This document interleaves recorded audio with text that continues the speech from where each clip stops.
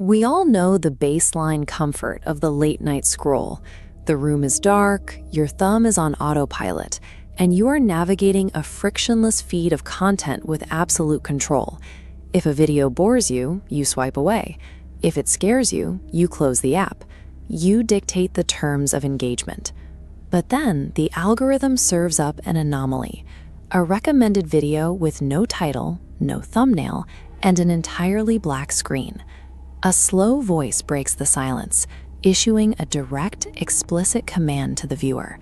If you're hearing this, you should stop. This story is not meant for you. To a modern viewer, this doesn't scan as a genuine threat. It scans as a psychological hook. The protagonist naturally assumes this is a piece of reverse psychology engineered by a creator to hack audience retention metrics, and so they keep listening. That assumption is the trap. We are so heavily conditioned to view our devices as safe, isolated entertainment boxes that we completely filter out explicit danger. We process a literal, spoken warning as just another piece of interactive fiction. The first sign that the rules have changed occurs when the protagonist tries to test the boundary of the app. They attempt to pause the black screen, but nothing happens. They try to close the video, and the phone refuses to respond. In a standard media model, information moves strictly from a broadcaster to a passive user. But when the voice slowly says, "You're holding your phone, you're alone," the dynamic inverts. Information is no longer flowing to the user, it is actively extracted from them. The protagonist realizes the audio isn't a pre-recorded file sitting on a server. It is a live observation. The voice is cataloging their specific physical conditions in real time. The safety of the digital barrier has completely collapsed.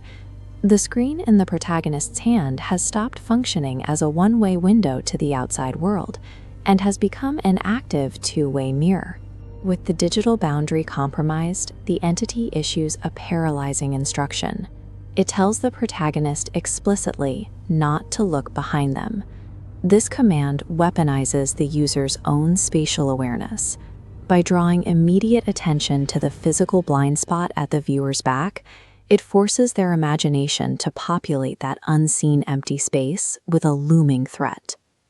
Then the audio splits. The protagonist hears a soft, shifting sound that isn't compressed through the phone's speakers.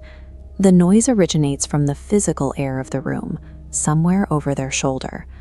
The voice drops lower, whispering that it has already seen them. Right on cue, the pitch-black video feed finally breaks, flickering to life to reveal a visual. The video doesn't show a pre-rendered set. It shows a live, surveillance-style feed of the protagonist's exact room, filmed from directly behind their head. And standing in the deep shadows of the frame is a tall, obscured silhouette. By feeding the viewer a live broadcast of their own physical vulnerability, the entity forces a horrific realization. The danger isn't trapped inside the phone. The phone is merely functioning as a security camera for a proximate physical predator. Despite every instinct screaming to stay still, human curiosity takes over. The desperate need to verify the threat, to see if the shadow on the screen is actually there, compels the protagonist to slowly turn their head. The moment they move, the feed cuts out. The screen goes black, the phone responds to touch again, and a heavy wave of false security sets in. That relief is shattered by a sudden vibration.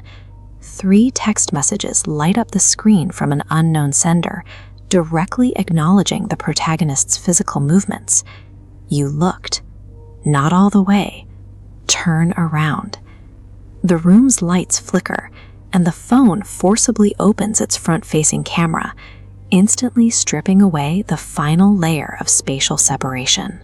The camera feed displays the terrified protagonist, and right behind them, the tall entity comes into sharp focus. The final whisper doesn't come from the video, it comes from inches behind the protagonist's neck. You weren't supposed to finish the story. curiosity is the exact mechanism that springs the trap. The physical act of checking the blind spot to see if the threat is real is the trigger that pulls the entity out of the digital feed and into reality. The protagonist's narrative ends abruptly in complete darkness. The silence implies a total erasure. Which brings us to you, the person sitting there right now, watching this screen, listening to my voice break down the mechanics of the story. As this network map illustrates, the narrative you just consumed operates on a specific set of rules. It acts as a digital contagion. It requires the listener to hear the video all the way to the end, filling that completion bar to secure a new host. By remaining engaged with this video to learn the ending, you ignored the exact same warning the protagonist did. You perfectly replicated their fatal flaw. Because you finished the explanation, the entity is now aware of your presence. The next time you find yourself entirely alone in the quiet, you will remember the moment you almost turned around. In the modern digital age, a passive audience is a myth. By watching, we participate. And by insisting on finishing the story, you invite the consequences directly into your home.